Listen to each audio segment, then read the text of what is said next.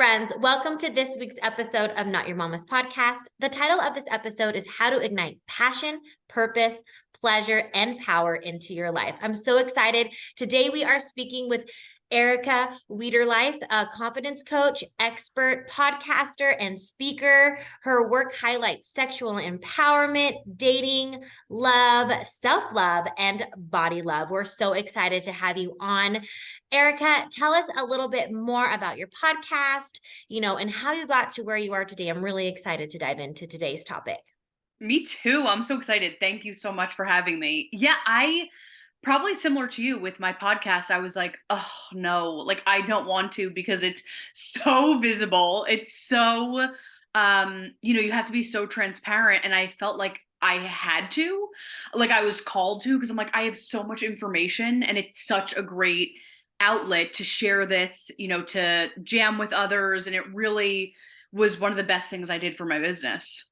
Yeah, no, I know. Yeah. I felt like for me, I've always wanted to be out there, but then I was scared, I didn't have the confidence to like put myself out there. Like you said, you're exposing yourself, you're being on the internet, you're opening yourself up to criticism and who knows God was. People are bullies sometimes on the other end of the screens, and for me, I felt really lost like in motherhood when I first started motherhood. So it was nice to be able to bring experts on like yourself because I learn with the audience members on like tools to help empower ourselves, which Yes. is, it's so great that we can all be on this journey together and I meet amazing people like you. And so I'm really excited to dive into the topic today. So first things first, confidence and Yes. tools. What can we use? What are the tools to own our power and confidence? Because I think a lot of people lack it. Yeah. And I know it's something I'm still working on myself. So what are your secret tools? Yes. Okay, there's so many, but I think like you said, it's so important because, when we look at this holistically, like we could be so confident in one area, like confident, we'll say like in our career, but not in relationships. And so it's a relationship. So the relationship to confidence is always growing, always changing. Our body's always changing. So at one point in our life, it's really easy to love our body. There can be a point where like, oh my gosh, I'm, hitting all the things, quote unquote. It's easy, but it's like, what happens when that body changes? What happens when we change as humans? So our relationship to like self-love and confidence is always ever changing. And for me, it's prioritizing that relationship. And it's like really making sure that I am consistently having that relationship with myself, getting behind myself, supporting myself.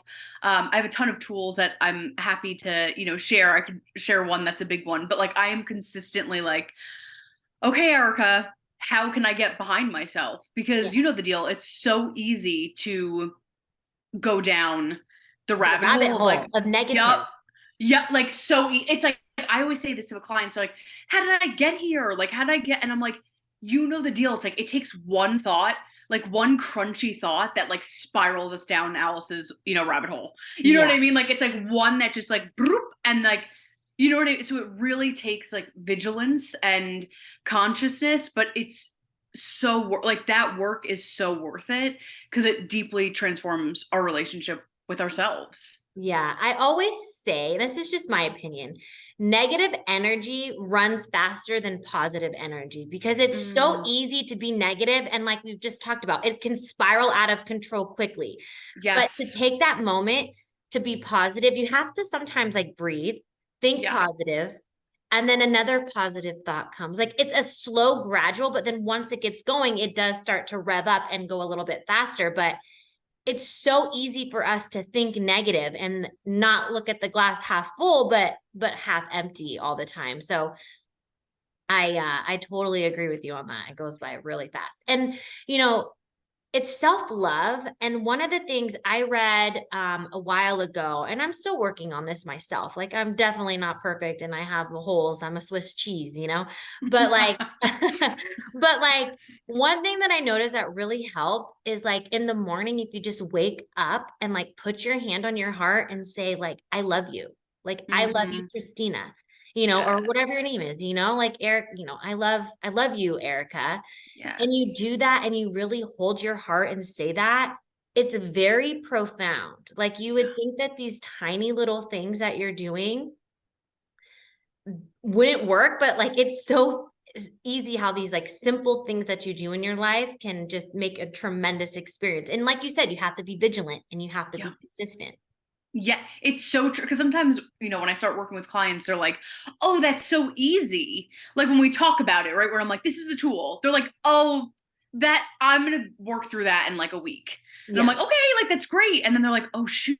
Like it is so easy, but it does take practice and stuff does come up when I put my hand over my heart and say, like, I love you. You know what I mean? So it's these concepts are so easy, but like you said, it's like, how do we fight for it? How do we make sure it's a non-negotiable in our schedule? And like that, like, you know what? I'm worth fighting, for this relationship with myself. exactly. Yeah, it's so easy, but it's so easy to miss it because it's like, Yes. because we think it's like, oh, this is a nothing burger, and then we actually miss it. So, kind of diving into like kind of what the title of the episode is, how do we ignite the 4 Ps: our passion, our purpose, pleasure, and power? Okay, yes, I have to pull out pleasure because that's like the most fun for me. I know. Or I at was like, least that's why I was like, pleasure. I need more pleasure in my life. yeah, I was like, let me extract that one because that's the most Yeah. fun. That too. So I've been in this world, in the pleasure realm, for a long time. And my teacher, who is like an idol to so many others, everyone assumes like she's just on a pink cloud. You know what I mean? Because she talks about pleasure all day long. So everyone just assumes she's on a pink cloud and getting like grapes fed to her. And I'm like, that sounds great, but like I know her personally, and she had like everyone else, we have to fight. Like we talked about with confidence, she has to fight for her pleasure. I mean, like not even to get like too rah rah, but like we live in a patriarchal society. You know what I mean? We live in a society that glamorizes blood, sweat, and tears. And like, sure, there's a space for that, but it's not talked about to be like, oh, did you have pleasure today? Did you have play today? Did you have fun? Like people are like, ew. You know what I mean? Like that is such Yeah. a taboo, crunchy, like topic. So it is a marathon sprint slash like just a marathon to have a relationship to our pleasure because it is so easy to lose it because it's not talked about, and we always, so many of us bond with friends or new friends. It feels safe to bond with people over negativity. Like Yeah. it's easier to bond to be like, oh my gosh, this is horrible about my job, or this and this. And so the pleasure is teaching us that it's safe to have good things, and in community we can share and upride and hold each other in that. So pleasure is a fight. Like it's a fight that we have to have because I'll end with this statement for this little, pleasure talk, but our brain is wired for fight or flight. Like our brain is wired for fear. Like it's trying to protect ourselves, and there's, nothing wrong with that. It's just saying, I'm going to scan for fear. I'm trying to protect you. So we genuinely, it's easier for us, like we said, to go to the negative. So we genuinely have to use our tools big Mhm. time, get in community that's like, okay, I'm going to surround myself with people that upride me in my pleasure, that help me. And I could talk about pleasure for a while, but like, and what does that even mean? Because some people might be listening and be like, what is that? Like, what does that even look like every day? So it's again, if confidence is a relationship, so is pleasure. Like that's a big taboo dog, but it's an amazing one, and one that's honestly directly correlated to confidence for me. Yeah. Like that's what did all of my confidence work. Like I suffered from, and we don't need to get into story, but like I suffered from so many anxieties, and I did all the things. Like I did therapy, I did, certain exercises. But Hmm. when I fought for my pleasure, I was like, oh shoot, like I am worthy and deserving of good things. Like it genuinely changed pathways in my brain. It changed how I saw myself. So I wanted to throw that out. It feels like, oh my gosh, Erica, you're talking about like 6 different topics, but they really are so directly correlated. So, like when you're talking about pleasure, it's not just sexual pleasure. It's about having boundaries in your space and your environment to have someone accepting of like the goodness in your life. Like instead Yes. of like misery loves company, it's accepting and having an environment around you that's uplifting and not someone that's going to be like, the Debbie Downer Karen on like your dreams and your goals or whatever going on in your life. And that is really important because pleasure is not just looked at as in a sexual way. It's looked at as in like a joy, like joyness in your life. And Yes. you're not going to be able to like, and having boundaries, and you're not going to be able to get to where you want to go if you're vibing with people who are at a lower frequency than the direction you want to head, because then they're going to kind of keep pulling you down or putting that negative thought in your head. Like, can I really do this? Is Right. this for me? And like you start questioning yourself. And misery loves company. So you have to find people that want to be around other positive people. So you just got to find your tribe, and your vibe is basically what it means for the pleasure aspect of it. Yeah, exactly. You nailed it, because it's like, sure, we could have a whole conversation about sexual, but like I always say use pleasure as a foundational tool of living. And that's Yeah. like, there's so, like we live our whole life, like we live, whether we work, whether we're a parent, whatever it is, like we have a whole life. And I love these big, huge life moments. Like they're awesome, but like we live our life in the micro. You know what I mean? Like we live our life in how we cook that dinner, or, us driving to that event. Like that is us living. And pleasure gives us an opportunity of like, how are we living? How are we energetically showing up? Like, how are we supporting ourselves? So it's pleasure, really, honestly, talk about like vibration and showing up. It like gives us that opportunity to like come back and switch any circumstance. It's like the master of reframing, like it's to Yeah. reframe it to a positive and more like abundant space. Totally. At first with a pleasure, I was like, yeah, you want to like orgasm all the time. I mean, if But then like that confident in like, how can we get this like, how can I get off every time with my pleasure and be confident in talking about it? Hey friends, I hope you are enjoying this week's episode of Not Your Mama's Podcast. This podcast would not be possible if it wasn't for the support of you, my wonderful community. To support Your Mama's Podcast, please click the support link right down below, and you can donate just as little as 99 cents. Also, follow me in the Shop Like to Know It app, where you can follow me with all my exclusive content, all the way from baby products I love, fashion and style, and everything in between. Now let's get back to the episode. So then connecting the other three, you got the passion and purpose and power, which I could see why you put the pleasure out first, because if we conquer that, then, all of those other three fall into place. So what do you have to say about that? Totally. You hit it. Like you totally hit it on the head. And especially with our power. It's so easy to give our power away when we allow others to like have our joy. You know what I mean? Like we know how to give our power away so easily.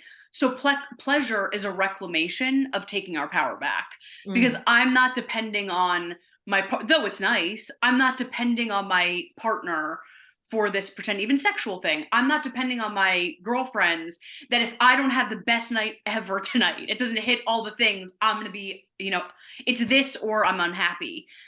It's pleasure is a way of reclamation and taking back that power within ourselves, which is really amazing, because we're like, oh, I have the power. I can create any situation. I can make any situation magical. And it's reclaiming, like I said, it's a superpower that charges us back to the play, the power, the pleasure. It sounds like, oh, those feel so different, but they are, like I said, they really do. They're all friends. They all hang out with one another, all those themes. Totally. Yeah. No, I love that.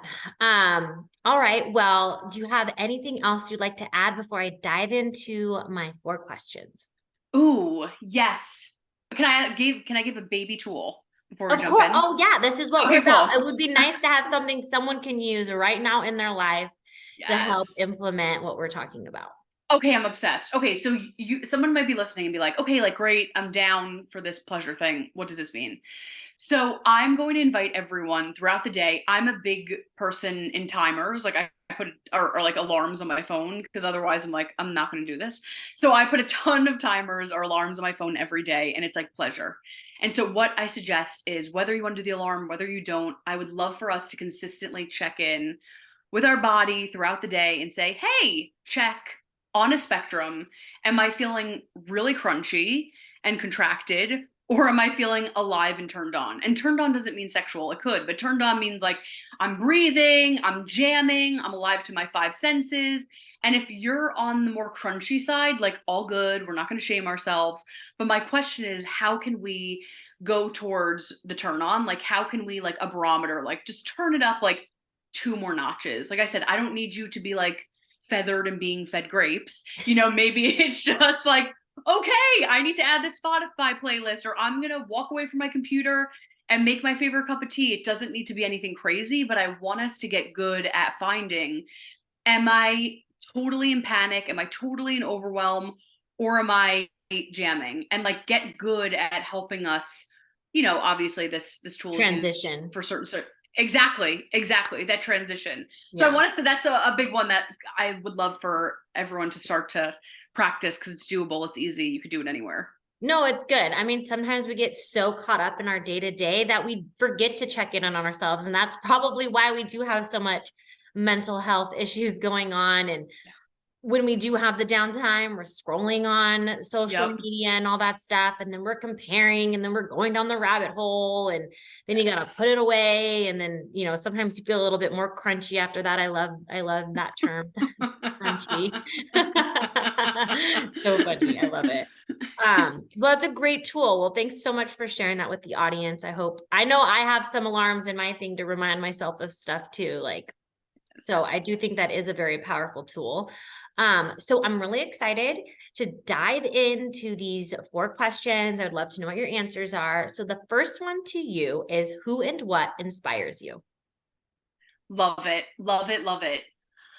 I think, especially since I'm on this like I'm on my own pleasure journey right now, like my new one. So I'm just jamming with that currently. I'm really inspired by people that um, fight for whether it's their pleasure or honestly a life that they love, because that's hard. You know what I mean? Like it's told to us, like I said, it's easy to go on autopilot. So I am so inspired by people that are like, oh darn, this is hard, but I'm going to do it anyway. I'm going to fight for a life that I'm obsessed with. Like those are the type of people that I'm like, yes, I'm so inspired by you. Yeah, that takes a lot of strong will, because it's so easy to fall off the wagon with it, because Yep. it's constant work and you have to show up even when you don't want to show up. And it's so easy to just, if you're the only person holding yourself accountable, we fail ourselves sometimes. Like, oh, I guess I'll push that off. Like no one's suffering but me, but I guess I'll suffer from that. So Yes, it's so true. It's hard, but it's so, as you know, it's so worth it. The work is yeah, so worth it. totally. I Yeah. agree. So second one, what is something you wished you knew when you were younger? Oh, I love this. Ugh, like that. I'm trying to articulate this correctly.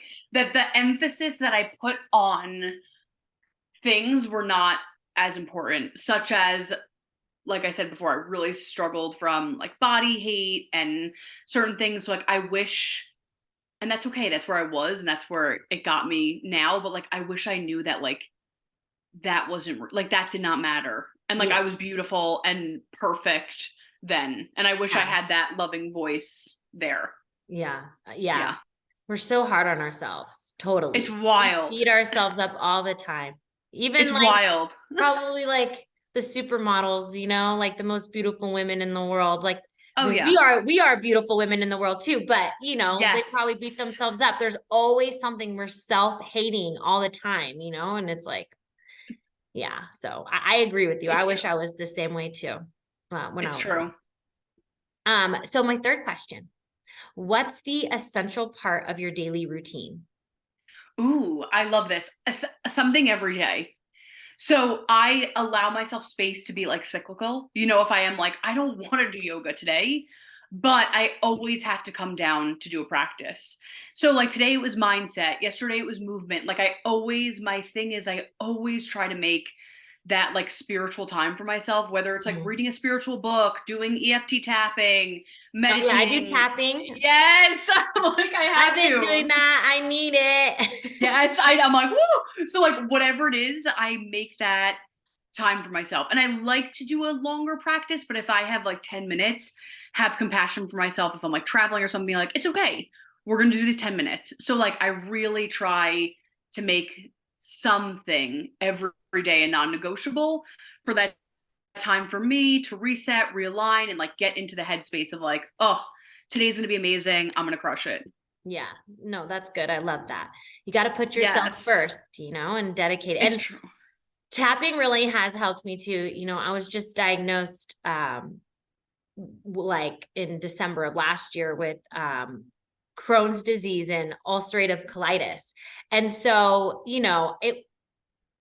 I feel like everything has a spiritual meaning by it for it, and I was kind of looking up spiritual meaning and kind of doing a little bit of research, and like I feel like tapping has like really helped me like release a lot of like emotions that were probably like trapped inside, feeling, unworthy or, not having like the full self-love that I need, so I feel like tapping has really been helping Yeah, with that, or like releasing stress and anxiety and worry. So I think that that's, it has been a really helpful tool.